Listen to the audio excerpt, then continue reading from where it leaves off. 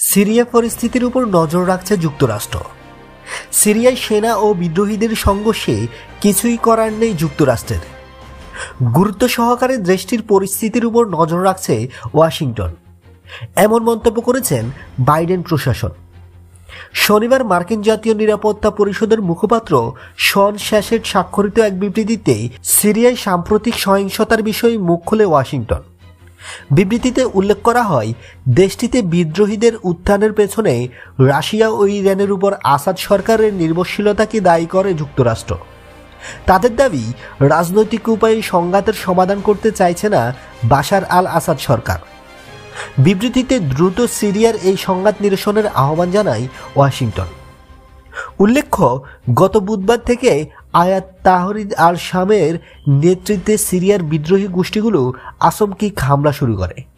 প্রায় এক দশক পর তারা সরকার নিয়ন্ত্রিত ছোট শহরগুলো দখল নিতে থাকে। সিরিয়ার দ্বিতীয় বৃহৎ নগরী আলেপ্পোর বেশিরভাগ দখলে চলে যায় বিদ্রোহীদের হাতে।